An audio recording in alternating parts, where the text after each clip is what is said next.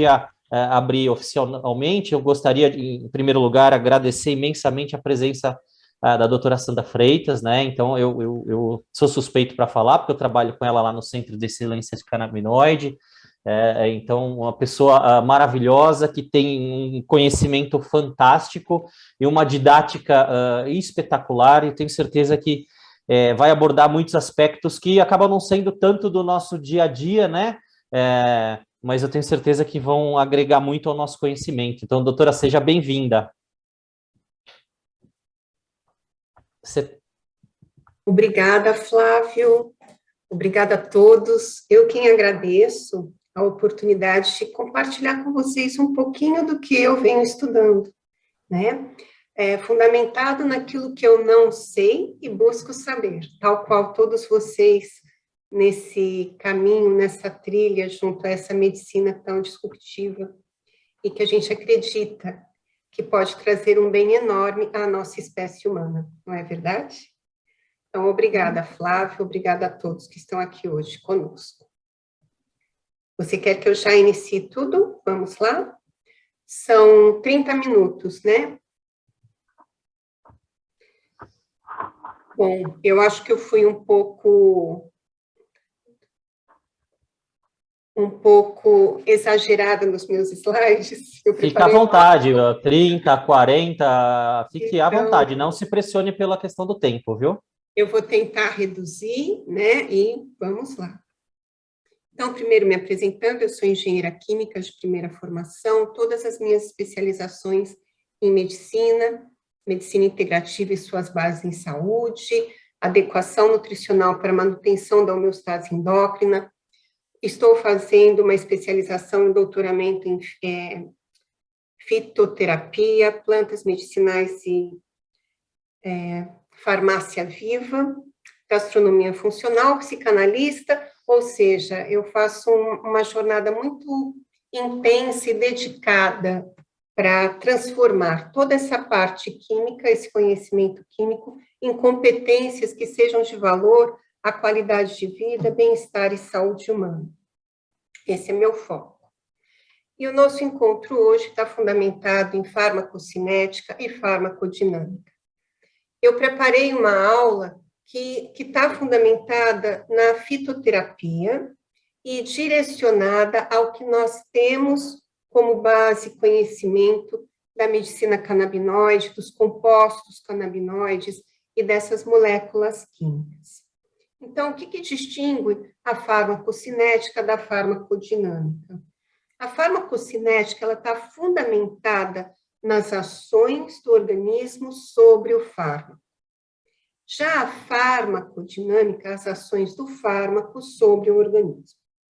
E nós estamos falando de uma planta que tem compostos canabinoides sustentados através de terpenos fenólicos. E a base da nossa observação farmacocinética e farmacodinâmica vai estar sustentada nos terpenos fenólicos. E esses terpenos fenólicos, eles são atraídos para os receptores a partir de processos de ionização. E eu digo que a ionização é como um jovem na balada. Ele vai para atrair e ser atraído. Ou seja, esses íons, essas cargas elétricas, elas ficam buscando recursos de identificação que os completem, que os complementem. E é dessa complementação, a partir de um reconhecimento químico, fitoquímico, que a gente vai discorrer sobre a farmacocinética e a farmacodinâmica. Onde a farmacocinética ela é o caminho, né, o percurso que essa medicação realiza no organismo, e ela prevê como que essa droga ela está sendo administrada e o que ela sofre ao ser absorvida. Como que esse recurso consegue fazer todo esse caminho, esse trânsito, de forma efetiva para corrigir, prevenir e fazer manutenção junto à organização física humana. E ela determina processos de absorção, a distribuição, a metabolização e a excreção. Cada canabinoide, ele possui um padrão farmacocinético, que é importante para definir um tratamento terapêutico das condições que o composto químico apresenta junto àquele organismo. Então, a gente tem o que nós chamamos e reconhecemos como metabólitos, os metabólitos secundários, que são constituídos a partir dos primários, que são os carboidratos, as proteínas, as gorduras, os aminoácidos, os ácidos graxos. Então, com relação aos compostos canabinoides, o que nós estaremos visando com interesse são os metabólitos secundários da planta cannabis sativa. Então, vamos lá, as vias de administração, absorção, distribuição e a biotransformação desses metabólitos junto ao nosso corpo. Vamos lá. Eu só preciso tirar isso daqui. A absorção, ela vai pela transferência de um fármaco do seu local de administração para a corrente sanguínea. E ela é codependente da concentração plasmática e do tempo. E essa absorção, ela varia dentro de conceitos e competências terapêuticas, que é o ideal para a gente, ou elas se tornarem tóxicas, ou elas estarem menos, subótimas, para fazer essa transferência para a organização física humana para a corrente sanguínea, onde é determinante que se observe a velocidade e a eficácia dessa absorção, sendo absolutamente dependentes da forma de administração. E quanto mais rápida a absorção, menor o tempo de vida necessário para alcançar-se a concentração plasmática máxima. Isso a gente vai falar um pouquinho lá dentro da farmacodinâmica. Aqui é só para a gente ter uma compreensão de como que um fitoquímico é absorvido. As vias de administração, onde os fitoquímicos são mais bem recebidos.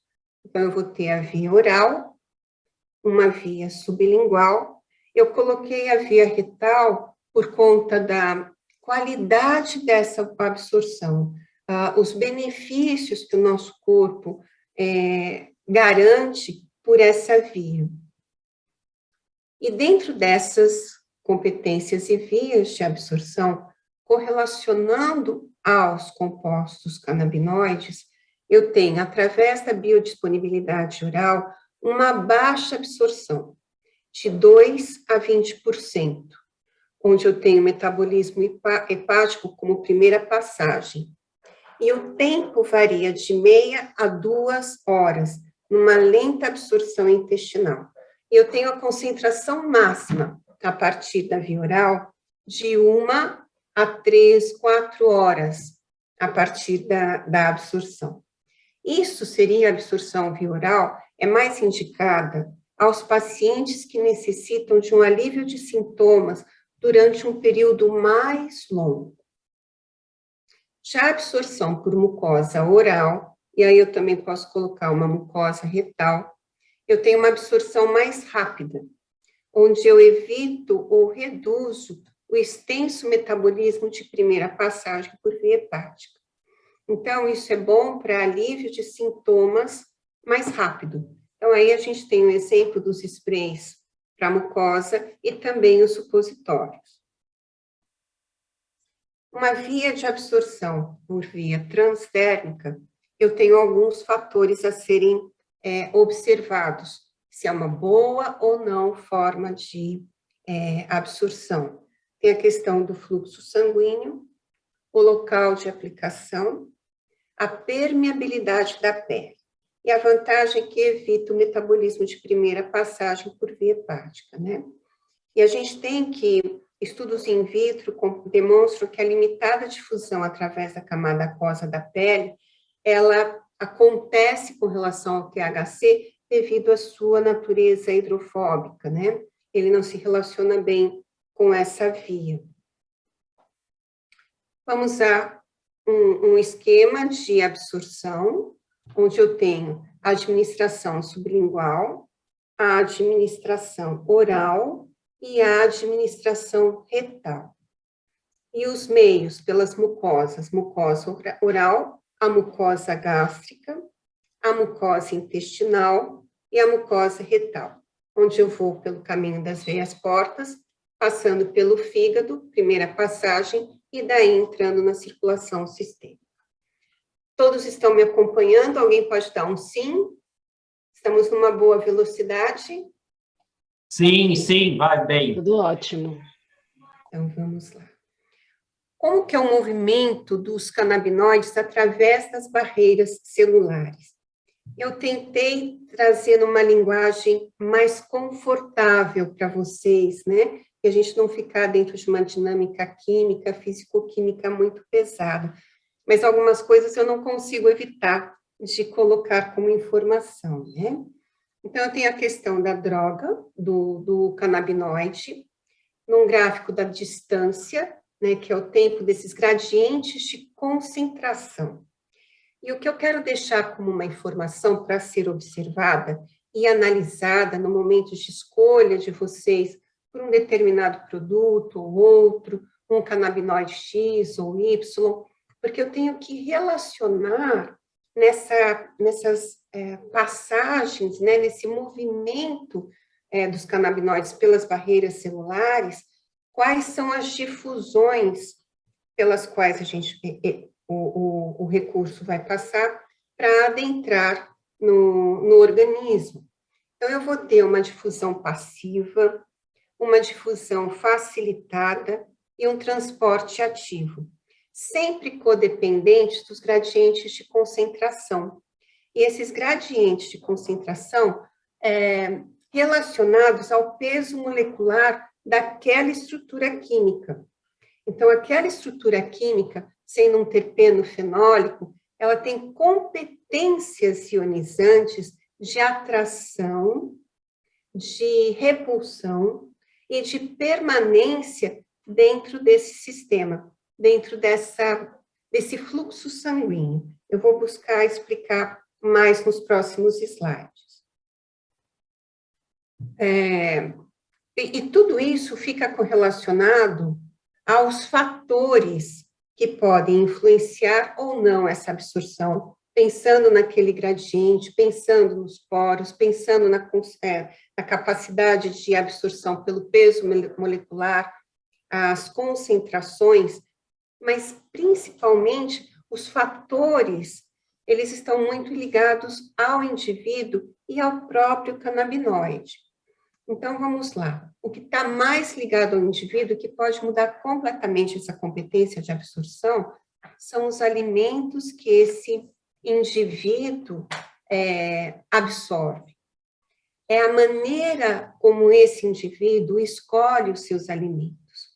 É o meio onde ele está instalado. Então, seria a epigenética, né? Não só dos seus parentais, mas das escolhas presentes que ele faz naquele momento. E que um prescritor, um médico, um profissional da área da saúde, ele tem que estar bem amparado dessas informações.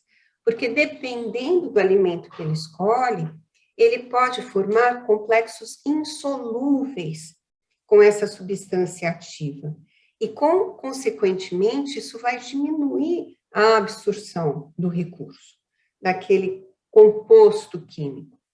O esvaziamento gástrico também vai atuar na competência desta boa ou má absorção, porque eu vou ter um aumento da motilidade intestinal. Isso vai diminuir o tempo disponível para a absorção daquele composto químico. E as condições patológicas prévias, né?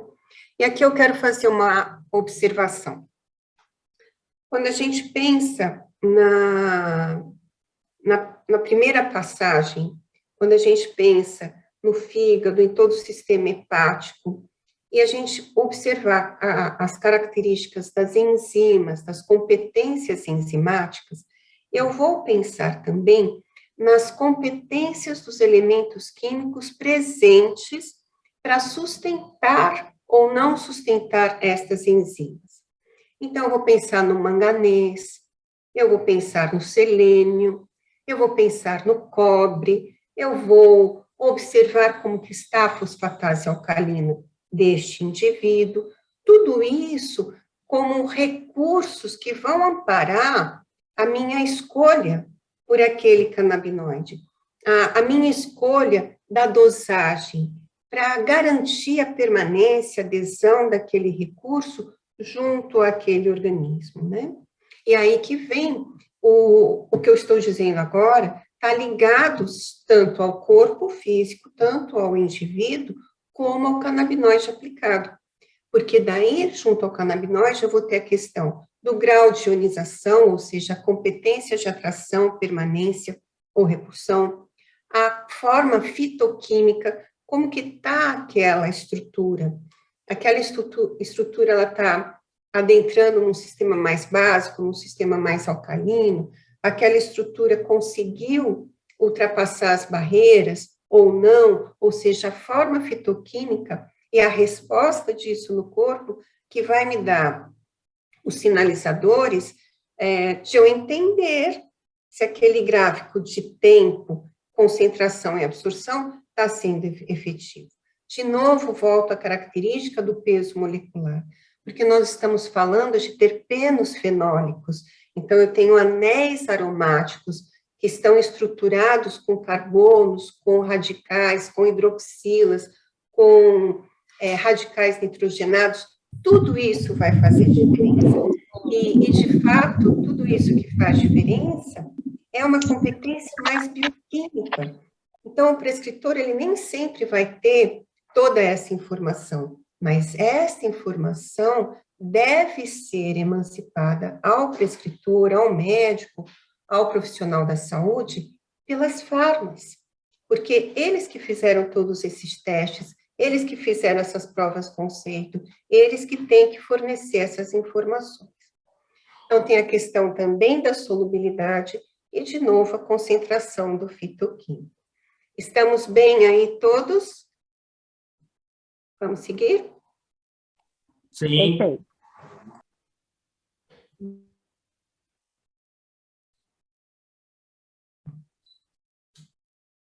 Espera aí que parou entrou.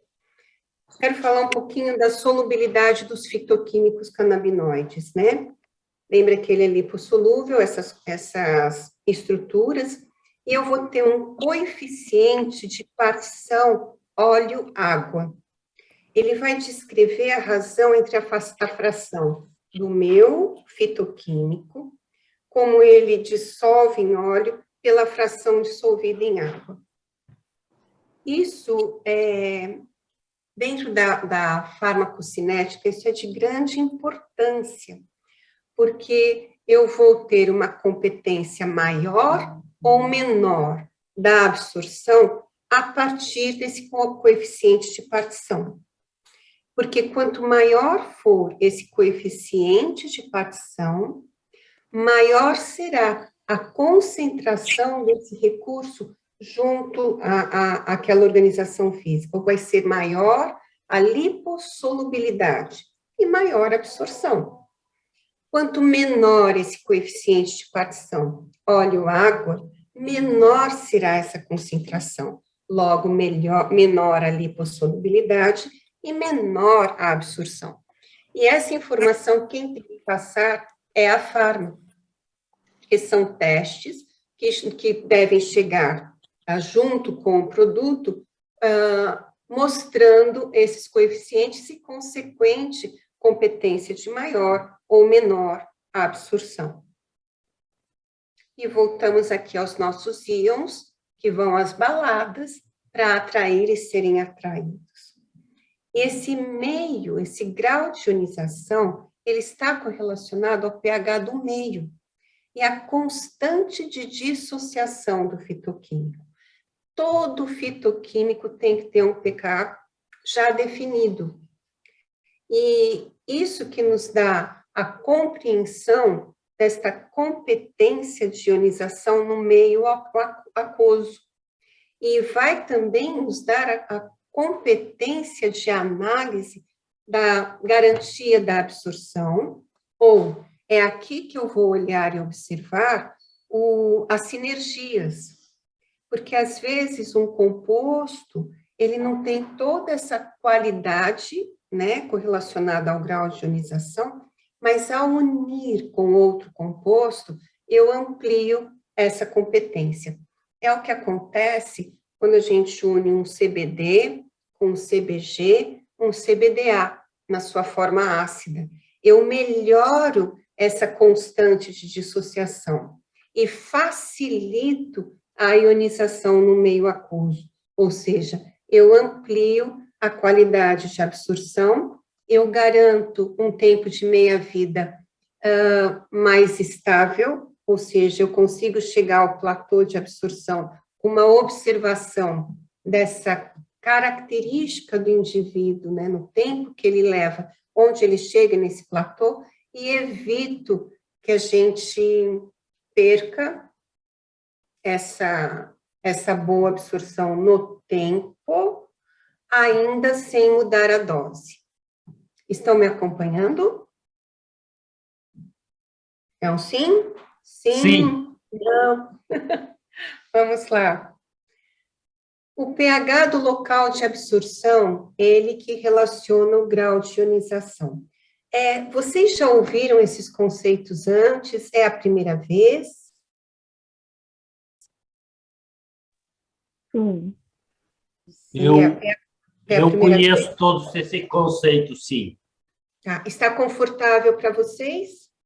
Sim. Sim, doutora. Então, a questão do grau de ionização está correlacionado ao pH do local da absorção. Então, estou absorvendo pelo estômago, eu vou absorver pelo intestino delgado, esse pH que eu estou falando, pH do local de absorção.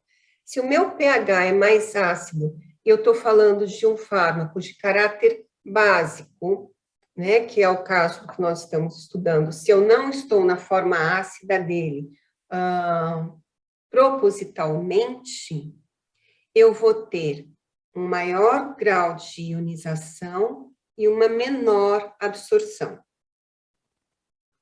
Quando eu tenho um pH de meio de local de absorção mais alcalino, eu vou ter uma maior absorção e um menor grau de ionização.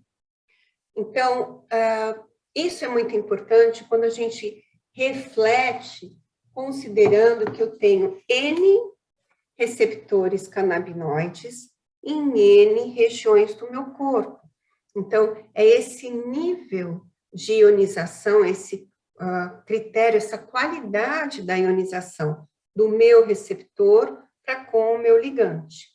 Isso vai fazer toda a diferença no tempo, na qualidade e permanência do ativo junto ao corpo. Tudo bem com relação à absorção? Podemos ir à distribuição? Sim. Então, vamos lá.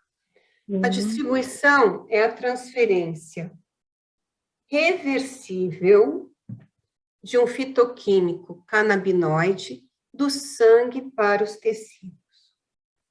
E essa distribuição, ela é codependente da perfusão sanguínea, da ligação às proteínas plasmáticas, da ligação dentro dos compartimentos dos reservatórios, de novo a solubilidade, a permeabilidade através das barreiras biológicas e o pH do meio e a constante de dissociação. Então, existe um conceito dentro do fitoquímico canabinoide que quanto maior a perfusão sanguínea, maior e mais ágil a distribuição.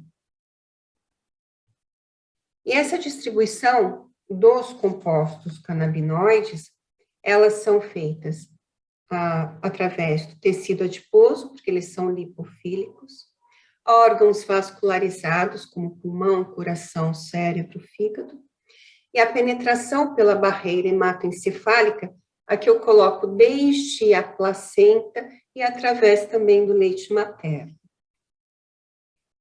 Essa metabolização dos fitoquímicos, que é a biotransformação, ela é um conjunto de reações bioquímicas que os fitoquímicos canabinoides sofrem no organismo para que possam ser eliminados pelos rins.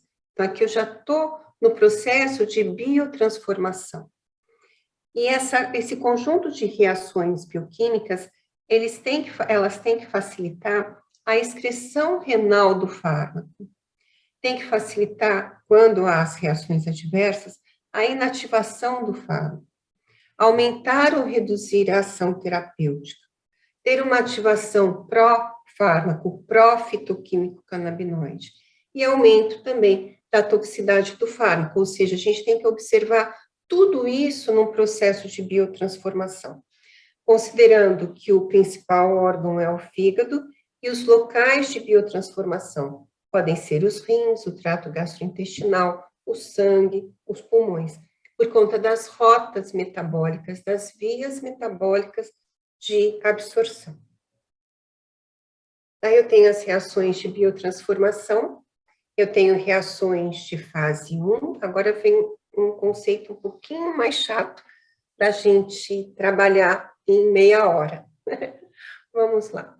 Eu tenho as reações de fase 1, eu tenho as reações de fase 2.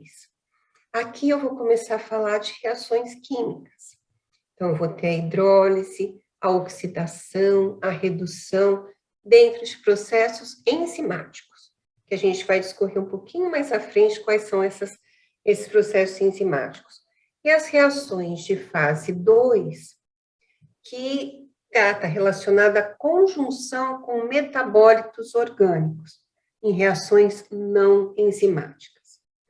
Daí eu vou ter metabólitos ativos, metabólitos inativos, todo o caminho para chegar na minha corrente sanguínea, sustentado a partir de uma biotransformação. Então, vamos olhar um pouquinho mais detalhado isso. Nas reações de fase 1, eu tenho oxidases de função mista. Então, eu penso, o meu fármaco meu composto químico, ele é lipofílico. Ele vai passar pela fase 1, e após essa fase 1, esse composto, ele pode ser ativado, ele pode permanecer inalterado, ou com mais frequência ainda inativado. E as reações que vão promover isso vão ser oxidação, ou redução, ou uma hidrólise polar. De novo, a gente está falando dos íons. De novo, a gente está falando de uma codependência para com o receptor. Quando ele chega na fase 2, eu tenho alguns fármacos que podem ou não entrar diretamente nessa fase 2, onde se eu estou falando de um terpeno fenólico, pode acontecer de haver um produto de conjugação hidrossolúvel.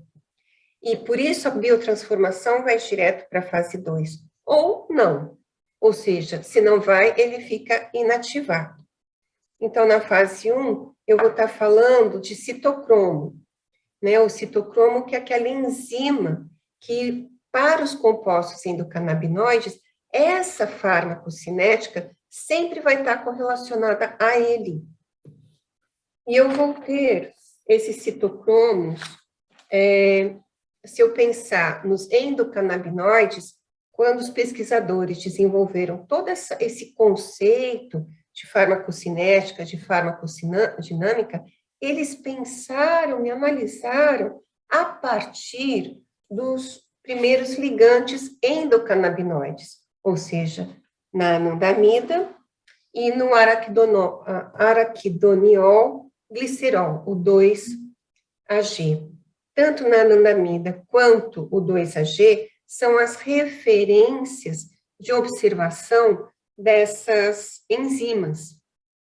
E essas enzimas, elas são necessárias para que a gente possa fazer as sínteses, as degradações e as biotransformações.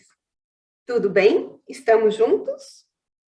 E a partir daí, eu vou pensar em enzimas microsomais. O que é uma enzima microsomal? É aquela que não tem a capacidade para metabolizar um carbono, ou seja, ela não se liga a outros radicais. E os seus substratos, eles são nucleofílicos, ou seja, ficam muito centrados no retículo endoplasmático, o que vai nos facilitar o trânsito para a corrente sanguínea. Tudo bem? Ou seja, vamos lá. Na fase 1, é necessário que o meu composto químico canabinoide esteja relacionado ao citocromo P450 e há várias enzimas que favorecem essa biotransformação. E essas enzimas que são responsáveis por esse metabolismo oxidativo é que vão garantir absorção, transformação, metabolização e futura excreção para evitar-se as reações adversas. Tá bem? Vamos lá. Aí eu coloco um pouquinho, para quem não tenha muita relação com o gene citocromo P450, na espécie humana nós temos mais de 14 citocromos, tá? E eles são responsáveis por toda e qualquer biodisponibilização de fitoterápicos, não só os metabólitos secundários da cannabis. Eu coloco aqui, como vai ficar disponível para vocês essa apresentação, eu coloco uma observação do gene citocromo com outras plantas, para que a gente já dê um passinho na compreensão do risco das interações medicamentosas, onde essas plantas que eu coloco e as drogas correlacionadas a esses citocromos, elas podem criar bloqueios ou competição com a estrutura química dos canabinoides. Eu só vou deixar aqui para vocês estudarem depois. Já as enzimas responsáveis pelo metabolismo oxidativo e pela metabolização microsomal também vai favorecer, agilizar essa absorção ou não. Aqui eu coloco como que essa adição de um átomo de oxigênio para a gente aumentar a hidroxila, para a conversão de outro átomo e melhorar esse composto terpeno-fenólico, vai facilitar a absorção pelo retículo endoplasmático. A metabolização não microsomal é aquela que vai ter a capacidade de metabolizar o carbono e vai ter um substrato não nucleofílico, que é o contrário da enzima microsomal. Reações de fase 2, que a gente chama de conjugação, e dentro da farmacodinâmica é importante a gente entender essa capacidade de conjugação, porque isso vai ser determinante para a ação junto aos receptores, tá?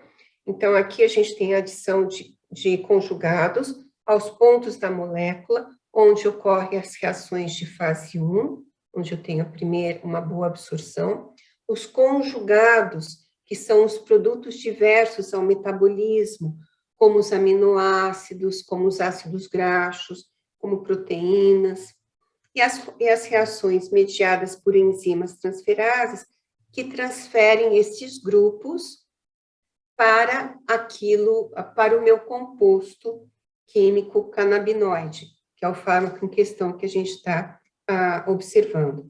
Eu preciso olhar para esta questão da reação de fase 2 junto à conjugação, porque é isso que vai me determinar uma excreção segura dos excessos. Porque a gente tem que lembrar que isso é um complemento.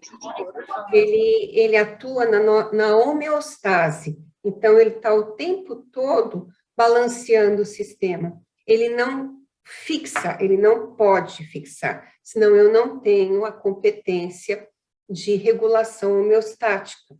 Então, eu tenho que, nas reações de fase 2, já considerar o processo de excreção, não só dos excessos, mas aquilo que não vai ser mais utilizado. Falo um pouquinho mais de conjugação, que tem a oxidação do citocromo, a conjugação desse metabólito, os compostos polares, por conta da ionização adequada, para que chegue no receptor, atue o que tem que atuar para trazer essa homeostase e faça a eliminação. Daí eu vou ter os complexos mais estáveis numa fase 2, também favorecendo a eliminação dos excessos pelas vias biliares e, consequentemente, pelas fezes. Isso é muito comum com o CBN, o CBG, o THCV. Então, são meios de absorção, biodisponibilização e excreção do que não pode ficar junto ao meu organismo. Aqui na metabolização, eu coloco o que o CBD e o THC, como eles atuam nesse conceito da metabolização, é um resuminho do que eu coloquei lá atrás, né? Então, a metabolização pelos hidroxilados e glicorininados do fígado, as famílias das isoenzimas do complexo citocromo, onde eu vou ter a absorção e eliminação tanto em intestino delgado e a biodisponibilização no cérebro. As isoenzimas que a gente falou lá atrás, que são importantes a partir do citocromo 450, favorecendo a geração de metabólitos a partir de reações da oxidação alílica, da epooxidação, da descarboxilação e da conjugação. Então, isso vai gerar 80 metabólitos quando eu uso o composto canabinoide THC. Tudo isso a partir da glicoronidação e com uma excreção pelas fezes e pela urina. E isso atua numa melhoria da atividade psicoativa. Então, toda essa metabolização, parcialmente explicada anteriormente, resumida aqui, é para trabalhar pelo THC uma atividade psicoativa mais favorável, mais estável, mais benéfica. Na metabolização do CBD, eu vou ter as isoenzimas do citocromo e as enzimas que vão estar trabalhando a partir disso, vai gerar por volta de 100 metabólitos. Ou seja, então, é uma infinidade de ações, de competências de bioativação que favorecem a estabilidade, né, daquele meu sistema endocannabinoide a partir do CBD. Aqui a gente vai falar do tipo de excreção, das maneiras de excreção a partir da maneira como eu administro. Na forma administração oral, o THC e seus metabólitos, eles são eliminados pelas fezes, pela urina, pela via biliar, como a gente apresentou aqui no slide anterior, porque está ligado à fase da conjugação. A meia-vida terminal desse THC e dos seus metabólitos varia de 22 horas até 4 dias. Já o CBD, por via oral, e seus metabólitos têm excreção e eliminação pelas fezes, tem uma meia-vida terminal mais longa, com variações de 24 horas, mais ou menos 6 horas, por uma dose intravenosa, e até 5 dias numa via oral diária. Agora, quais são os fatores que modificam esse metabolismo? O que pode atrapalhar ou favorecer, né? A idade, doenças pregressas, sejam elas crônicas ou doenças agudas, pelas quais esse indivíduo já passou, a genética, os fatores ambientais que são determinantes para uma indução ou inibição enzimática, que é extremamente importante para uma boa absorção, a dieta e até o gênero. Então, eu vou ter efeitos mais comuns sobre a meia-vida a partir de fatores que afetam essa meia-vida. Então, são efeitos sobre o volume da distribuição. Então, o envelhecimento, eu tenho uma diminuição da massa muscular e, consequentemente, uma diminuição da distribuição. A obesidade, eu tenho um aumento da massa adiposa, então eu tenho um aumento da distribuição. O líquido patológico, que dá um aumento da distribuição, também interfere como um fator de modificação do metabolismo. Os efeitos sobre a depuração.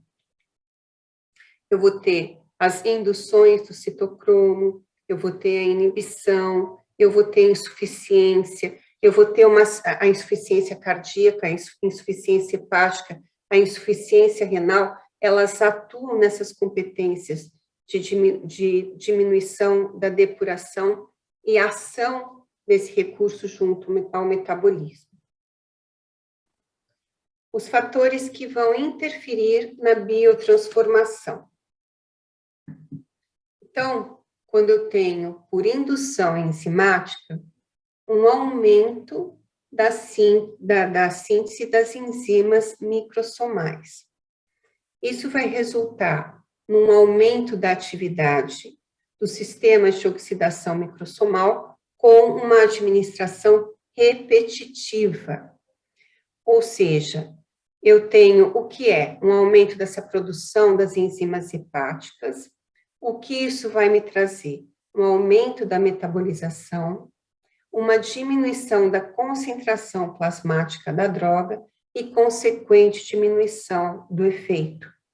E, de novo, como sempre, a estratégia terapêutica é trabalhar a ação, a dose, né? Como que eu vou trabalhar gradativamente essa dose para obter o mesmo efeito terapêutico.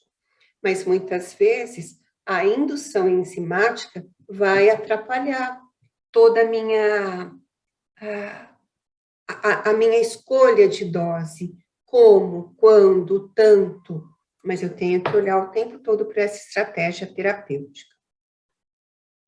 Outro fator que interfere na biotransformação é a inibição enzimática, que é a inibição das enzimas microssomais, resultando numa menor atividade dos sistemas de oxidação microssomal com a administração repetitiva. Então, o que é isso?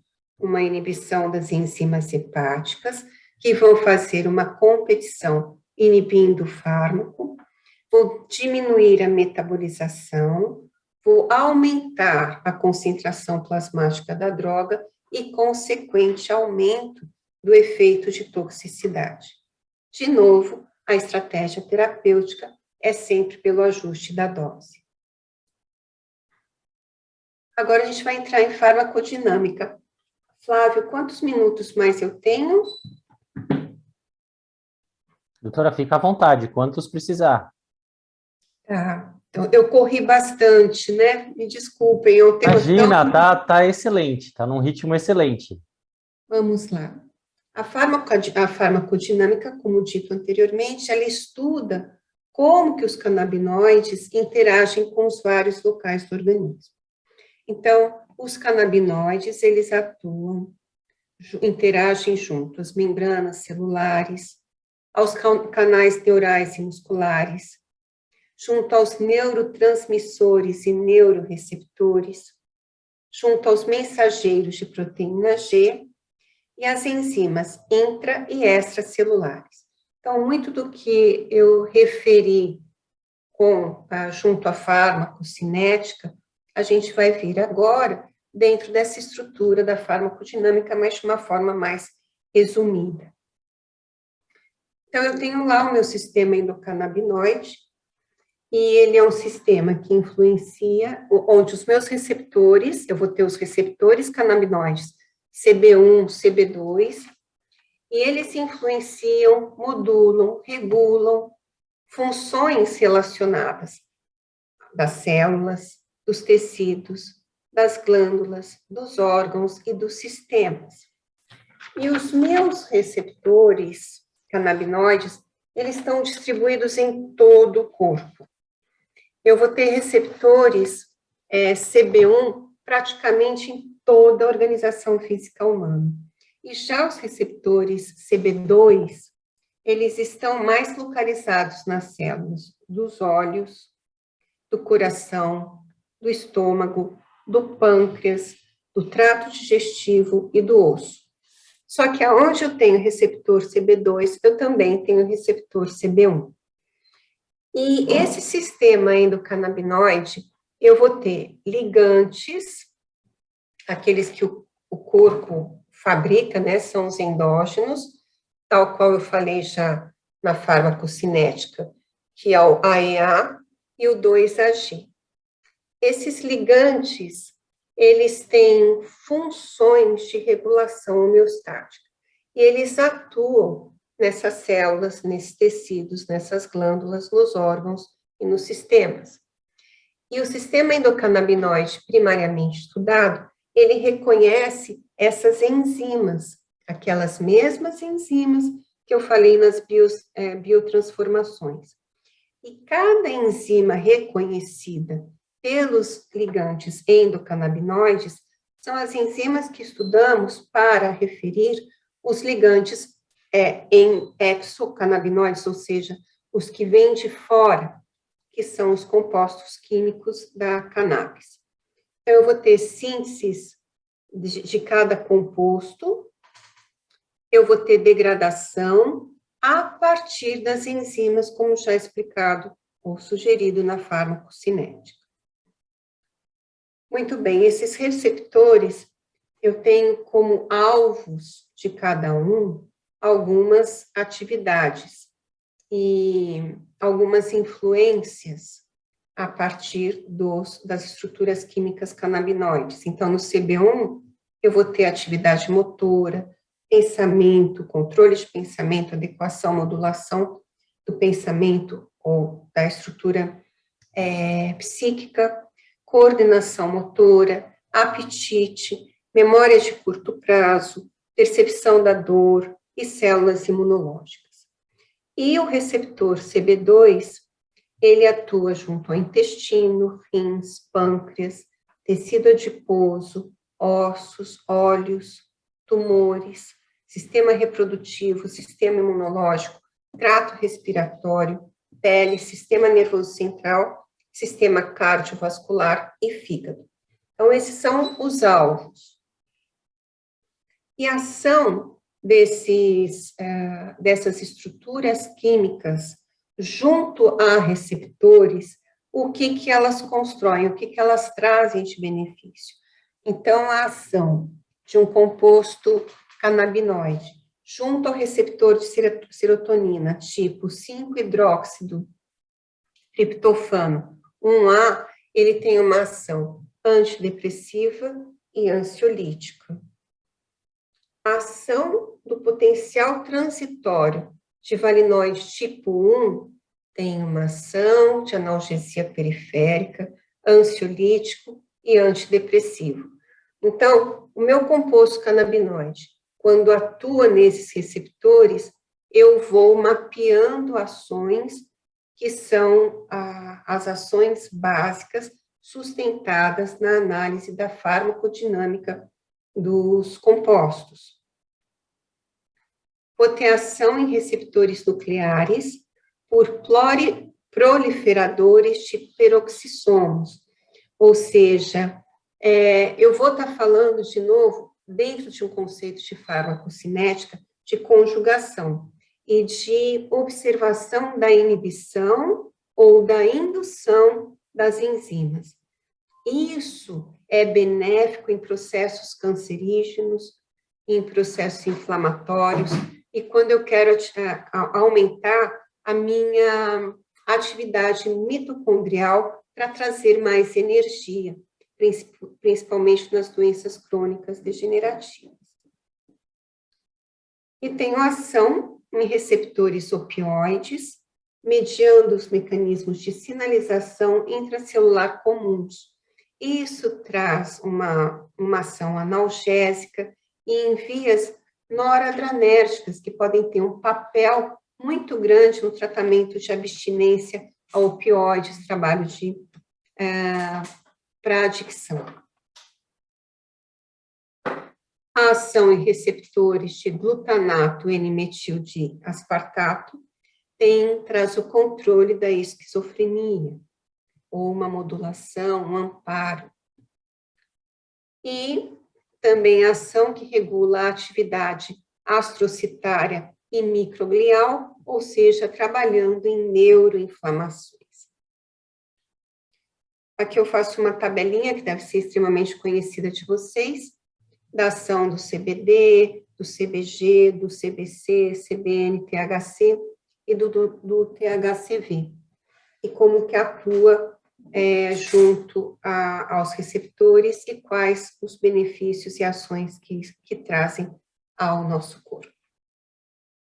Muito bem, corri a beça, não sei se trouxe tudo que você, com certeza, né, só uma introdução à farmacocinética, à farmacodinâmica. Normalmente, aulas sobre isso eu faço para um semestre, então é só para trazer a vocês um pouco dessa familiaridade com essa necessidade de conhecimento farmacológico e químico dessas duas ações que um composto canabinoide, que uma estrutura química traz, né, para modulação e sustentação da homeostase deste sistema endocannabinoide que vocês estão estudando com tanto afinco. Eu sempre coloco que a medicina canabinoide, ela é uma medicina complementar. Ela não é uma medicina corretiva, ela é uma medicina de apoio. Então, o conhecimento de todo esse recurso químico, o conhecimento da organização física deste paciente, deste indivíduo, a modulação desses recursos, a presença, a constância, né, do profissional da saúde, no interesse para com a qualidade física, metabólica do indivíduo, é o que vai sustentar a adesão ao tratamento, a melhoria a partir deste tratamento. E aí que eu falo muito da minha visão da medicina integrativa junto à medicina canabinoide, e vou compartilhar com vocês um pouquinho do que me inspira dentro desta medicina. Albert Einstein, no seu livro O Mundo Como Eu Vejo,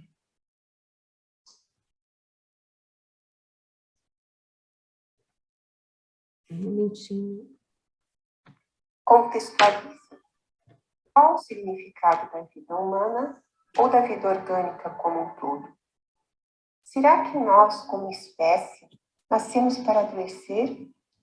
Será a doença um princípio ou um fim? E completa. Tudo o que a raça humana fez e pensou diz respeito às suas necessidades profundamente sentidas e ao alívio da dor. Deve-se manter isto o tempo todo na mente, para entender os movimentos espirituais e seu desenvolvimento. Sentimento e desejo estão entre as forças motivadoras por trás de todo o esforço e de toda a criação humana. E é para sanar essa dor, o desejo de cura, que nossa sociedade está acostumada a considerar a prática médica como um processo de troca, onde o fenômeno cura se dá como algo pertencente a um método, a uma dada ação social, religiosa, institucional, de uma linha terapêutica ou de um projeto específico. esquecendo a integração necessária entre os agentes envolvidos e com quais características esses indivíduos se manifestam no meio comum em que se encontram. A medicina canabinoide nasce desta competência complementar às práticas convencionais. A medicina canabinoide pode ser um efetivo recurso e honra as diversidades de nossa espécie e as coloca a favor da evolução e não contra ela. A medicina do futuro se faz no presente.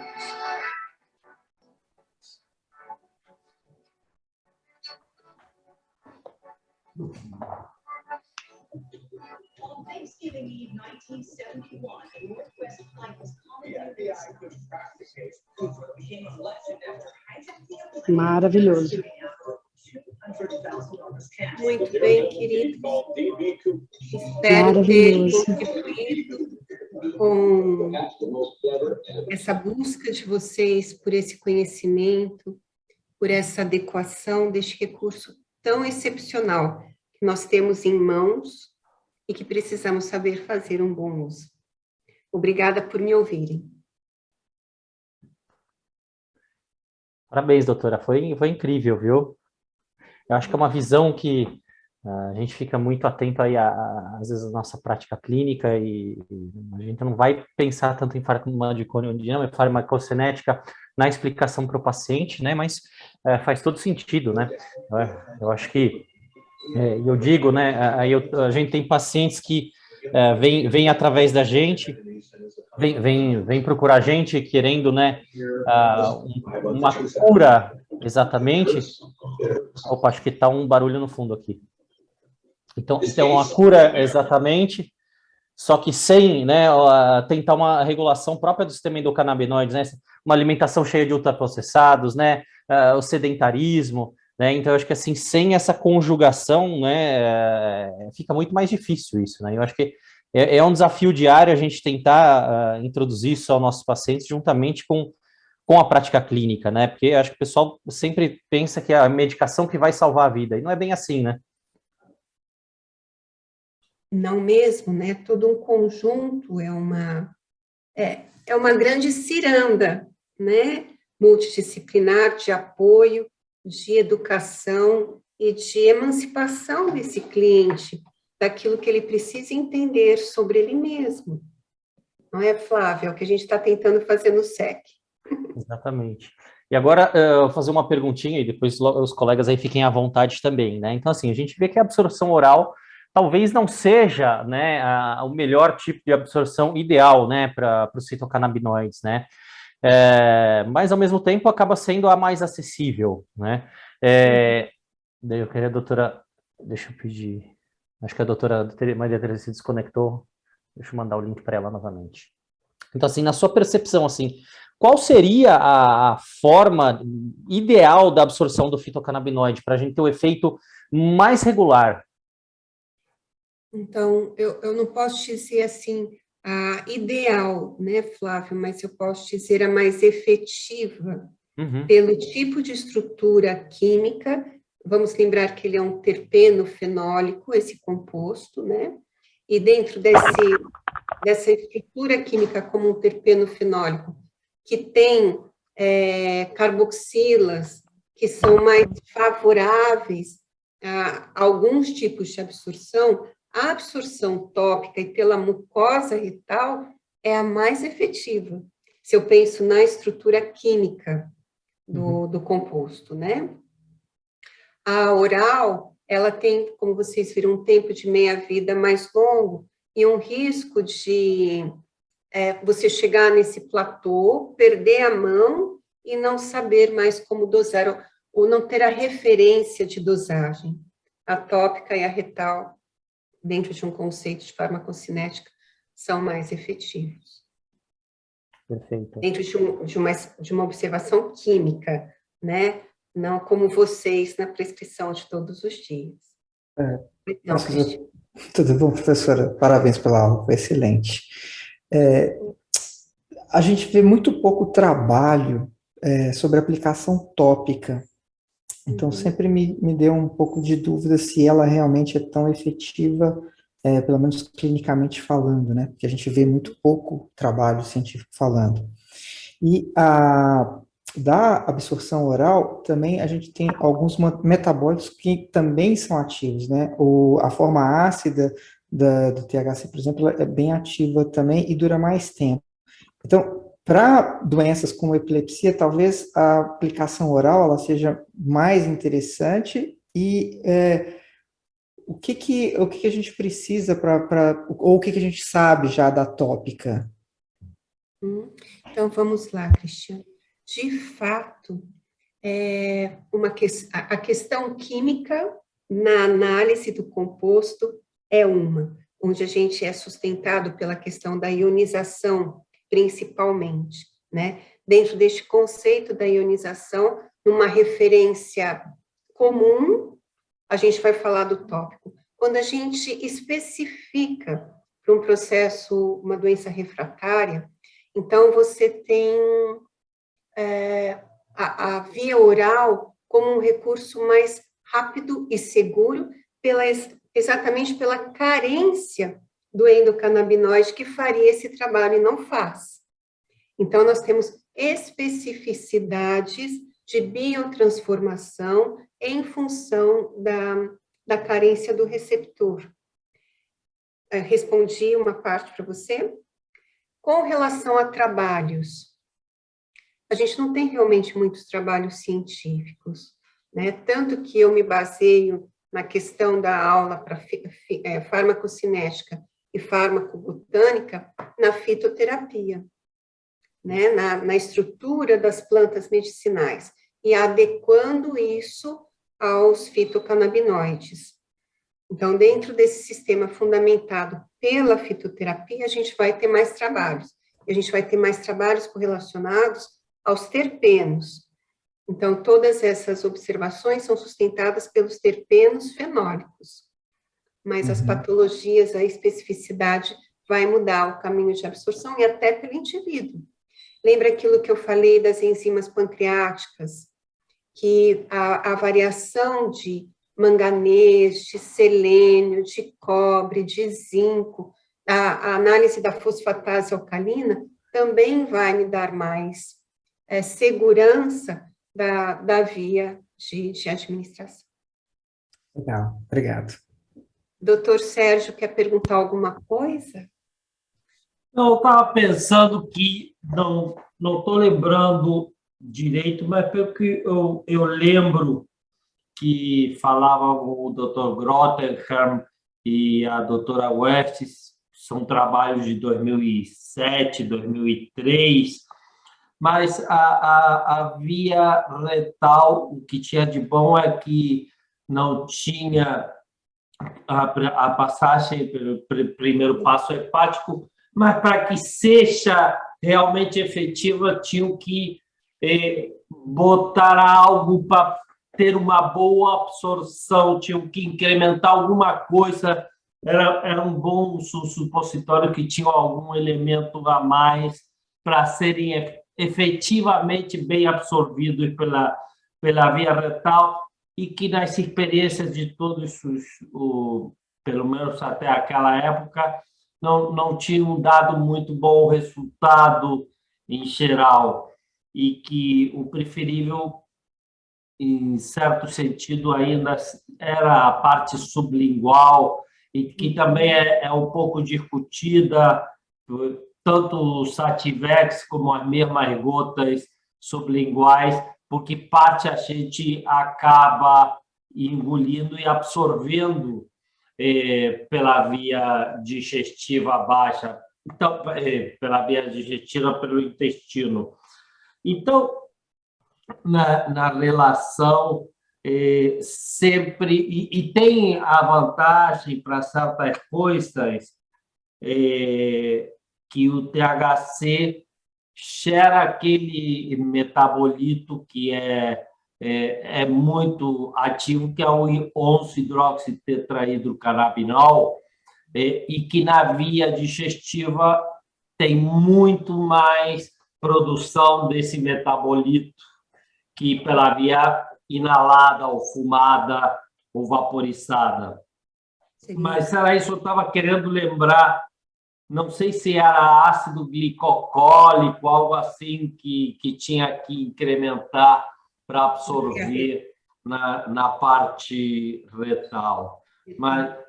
Mas o que eu acho que talvez para outra palestra seria interessante falar de que todos esses mecanismos, tanto farmacocinéticos como farmacodinâmicos, têm a ver com muitas das interações medicamentosas, porque ao ser transportado pelas proteínas, pela albúmina, o CBD, principalmente pela albúmina, vai tirar, por exemplo, os anticoagulantes, o ácido acetil salicílico uma parte, o diazepam, que também vai pela albúmina, então pode retirar e muitas vezes tem esses efeitos, interações que podem ser beneficiosas, interações que são daninas para o nosso organismo.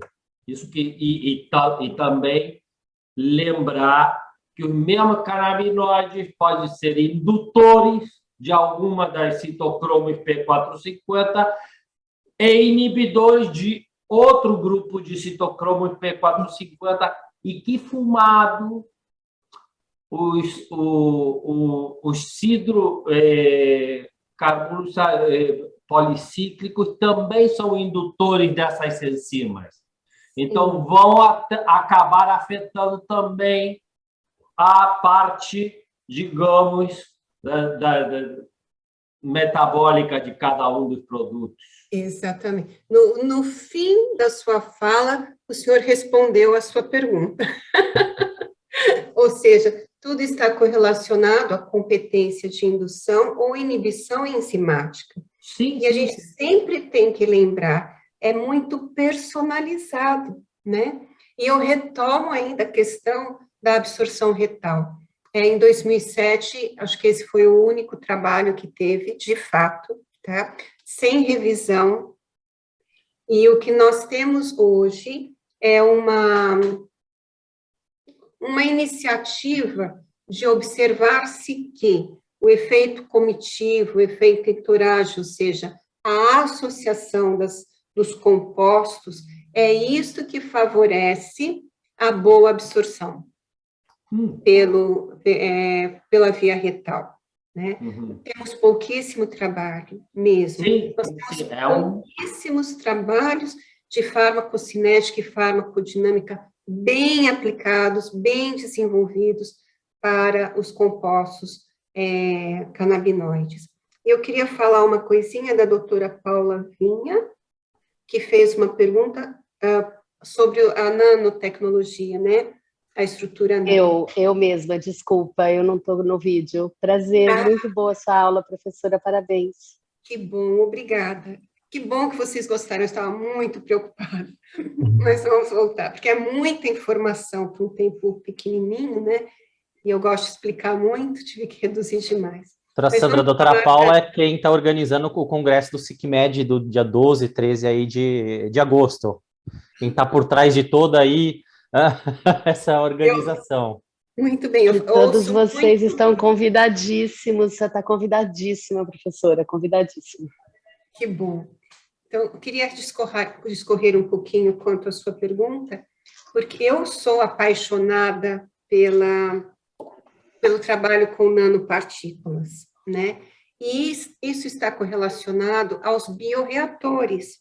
Vocês sabiam disso? Que para desenvolver as nanopartículas, a gente trabalha com matéria orgânica, com bioreatores, pode ser a partir de lactobacilos, né? Tem um grupo de pesquisadores na USP que está estudando sobre isso, e eu sou muito favorável a esses estudos, porque você passa as barreiras com mais agilidade, você amplia a competência de absorção e minimiza as interações. É um assunto muito, muito interessante, doutora Paula. Eu tenho tido experiências assim incríveis com óleos, com nanotecnologia e assim a absorção os efeitos podem ser visualizados em coisa de 10, 15 minutos que o paciente faça, o uso sublingual e com doses infinitamente mais baixas. Então, por isso que eu perguntei, porque eu não sou uma estudiosa dessa forma, mas alguns pacientes na minha vida clínica eu percebo que precisam de uma absorção um pouquinho mais rápida, e a gente não tem com tanta facilidade a via retal, né, aqui no Brasil. Então, a nanotecnologia tem me surpreendido, eu tenho ficado bem satisfeita com essa via. Que bom que você tem essa experiência, porque é uma excelente via. O que nós temos no nosso país é um pouquinho de dificuldade para ter esses produtos a partir dessa tecnologia, né? Eles não foram validados pela Anvisa, não podem ser submetidos. Então, é um pouco mais dificultoso de... Eu tenho feito Anvisa normalmente e prescrição normalmente. Tem alguns produtos no mercado. Eu estou testando 2 produtos. E, assim, a importação é feita normal via Anvisa. Eu não sabia nem que não tinha sido... Assim, eu não tenho conhecimento, porque se está importando, né, teoricamente é porque eles foram aprovados. Entrou em contato comigo uma farma que quer trazer esses produtos, tem umas 2 semanas, e eles me falaram dessa dificuldade de submissão à Anvisa. Não, a gente pode conversar depois, deixa eu até ligar então, minha depois câmera. vamos conversar. Oi, é que eu tô num lugar assim mais escurinho. Pode me chamar depois, porque assim, eu não sei qual foi a parte burocrática que a doutora Mariana, é uma das donas, né, fez, mas eu tenho tido boas respostas com o produto. O gosto é ruim, de todos que eu provei, assim, o gosto é bem ruim, de todos eles, mas como a dose é muito pequena, são coisas de gotas, 2, 3, 4 gotas, ele é muito bem tolerado. E o efeito é muito rápido, né, doutora Paula? É muito rápido, tem até que tomar cuidado, porque é bem rápido. E tem produtos com THC também, né, com delta 8, então é bem rápido o efeito. Eu tenho que ser bem cautelosa na prescrição, mas eu achei uma forma bem interessante para pacientes que não são muito tolerantes aos outros tipos de óleo ou que a gente não observa um efeito tão bom. E eles com certeza terão menores interações e reações adversas. Em algum momento a gente pode falar especificamente da nanotecnologia. É fascinante. Tá ótimo. Muito obrigada, muito obrigada. E doutora Maria maravilhosa. Quer fazer uma pergunta? Sim, primeiro eu queria, assim, agradecer. Foi extremamente didática, eu sou anestesiologista de formação e sei o quanto é difícil parte de farmacocinética, farmacodinâmica, e você foi fantástica, realmente o Flávio falou no começo e tem todo o mérito que ele disse. Obrigada. Fora isso, eu queria fazer uma pergunta e complementar o que a Paula acabou de falar.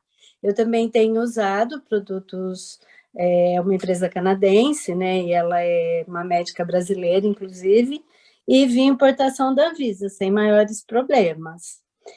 E aí eu queria saber sua opinião diante de um assunto tão complicado, tão difícil, que é canabinoides, farmacocinética, farmacodinâmica e os testes farmacogenéticos. O que você acha sobre isso, em termos dos testes que nós temos no mercado? Realmente Boa eu queria pergunta. a sua opinião sobre É minha dúvida também. Aê! Então, vamos lá. Lembrem que eu sou engenheira, tá? Então, como eu enxergo isso? Eu coloco um pouquinho em dúvida, tá? Porque nós não temos uma amostra humana tão consistente para servir de repositório de dados. E todo e qualquer exame de característica genética é fundamentado em bancos de dados. Né? A nossa espécie humana que utiliza aquele recurso e vai nutrindo esse banco de dados. Então, eles são fundamentados em, no máximo, 100 artigos, que é o máximo que nós conseguimos ter, com prova, conceito, eficiência comprovada. e amostras humanas reduzidas. Eu vou dizer, eu honro a ousadia, mas eu não confio. Ainda, tá? Todos nós que estamos aqui hoje, nós somos os pioneiros a levar esses dados, buscar essa ciência, e eu creio que em breve teremos. Mas, por hora, é muito sensível, vocês não acham? Sim. Sem contar das outras interações epigenéticas também, que podem influenciar completamente na resposta, né? Isso mesmo, Cristiano. Eu fundamento muito mais as observações na epigenética do que na genética. Se na genética eu não tenho tudo, ainda tenho poucos dados, poucos artigos, que girar na epigenética. Então, doutora Maria Tereza, essa é a minha opinião. Bem pessoal. Não, eu até concordo, porque, assim, uma das justificativas seria a gente não ir em tentativa e erro, né? Eu faço um teste, eu vou. Sim. Mas, primeiro, canabinoides são muitos. Os testes farmacogenéticos, eles avaliam basicamente 2. E sem contar todos esses outros pontos que você colocou. Então, também, custo-benefício, eu não sei até que ponto vale a pena por enquanto. Posso ainda jogar um pouco mais de água nessa? A gente tem que pensar como se estrutura esse recurso.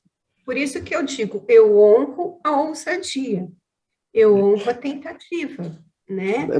Muitos desses testes são apenas uma avaliação de polimorfismo genético, né? Então, assim, você tem a variação de um polimorfismo dos genes da citocromo P450. Quer dizer, e todas as outras metabolizações, e toda a expressão gênica dos receptores, isso não é levado em conta. Então, assim, é um sistema muito complexo, muito cheio de meandros, para a gente achar que só uma avaliação de polimorfismo genético pode determinar alguma coisa. Isso aconteceu semelhante com a questão aí da metileno tetraidrofolato redutase em infarto, em AVC, em trombose, né? Então, não é a única situação onde o teste genético ele não ajuda e às vezes até confunde, né? Então, eu também tenho uma ideia que, e eu tenho meu mestrado em genética, então às vezes me arrepia um pouquinho essa conversa. Então você sabe muito bem. Mas todos nós estamos aprendendo, não é verdade? E dentro desse cenário a gente não sabe o que não sabe, mas se dedicar a pesquisar, lutar por essas pesquisas, e a gente sabe que está num cenário muito delicado, né? Porque pesquisa é patrocinada por farmas, então tem algumas delicadezas. Temos que ser persistentes, como bons brasileiros. Não é verdade? Desculpa, Flávio. Não, fica à vontade, Cristiano. Deixa eu só cutucar mais um pouquinho. Assim, eu até não posso falar, porque eu tenho o prazer e a honra de poder ter reuniões semanais com a doutora Sandra, então fica à vontade, porque a hora que eu tenho esse acesso, graças a Deus. Bom, eu estou aqui levantando algumas coisas sobre efeito entourage, eu já vou cutucar de novo. Bioquimicamente, isso faz sentido? Porque, assim, a gente também não entende muito, né, o que seria. E uma coisa que eu vejo muito pouco falar, e eu acho que a senhora vai saber isso muito melhor do que eu, mas, por exemplo, a fórmula química do THC e do CBD são exatamente as mesmas. Contudo, o THC é uma molécula tridimensional e o CBD é uma molécula plana. Exatamente. Eu nunca vi ninguém falar de mistura racêmica com THC, mas deve existir, porque ele tem carbono tetraédrico. Então, ele vai fazer mistura racêmica. Então, eu vou ter um THC levógeno e um THC estrógeno. Eu nunca vi ninguém discutir sobre isso. E nunca vi ninguém também imputar a questão do... porque não faz muito sentido. A gente tem poucas ou nenhuma droga que funciona nesse sistema de efeito comitiva, né? A gente sabe que, por exemplo, venlafaxina é uma droga que você tem enantiômeros que às vezes fazem um pouco de bagunça nos receptores, e isso parece que afeta um pouco o funcionamento da venlafaxina, mas eu não conheço nenhuma outra droga. Então, do ponto de vista farmacocinético, farmacodinâmico, farmacológico, basicamente, o que a senhora me diz? Então, primeiro a gente tem que lembrar que estamos falando de metabólitos secundários, né? Nós estamos falando de um recurso natural que se expressa dentro da organização física a partir do receptor que ele se liga. É isso que você pode considerar, Cristiano. A sua colocação é muito inteligente, muito bem argumentada. Mas, se nós estamos falando de recursos naturais, sustentados a partir de metabólitos secundários, que são emancipados pelos primários, proteínas, gorduras, né, aminoácidos, carboidratos, o efeito comitiva, a sinergia, o efeito entourage, ele, na verdade, minimiza riscos de reações adversas. Não é que ele favorece a absorção, ele atenua. A gente está falando de agonistas e antagonistas. Eu expresso um, minimizo o outro, e vou trabalhando como uma ciranda de uma família de crianças bagunceiras, onde um atenua a sapequice do outro e faz com que tudo fique gostoso e alegre na casa. É assim que eu gosto de explicar o efeito comitivo. Então, eu vou dizer que, dentro do que nós conhecemos e analisamos da planta, eu reconheço que o efeito comitivo em entourage é um recurso favorecedor à homeostase do organismo. Respondi para você? Maravilhosamente. Muito obrigado. Ótimo. Meus queridos, vocês não estão com sono?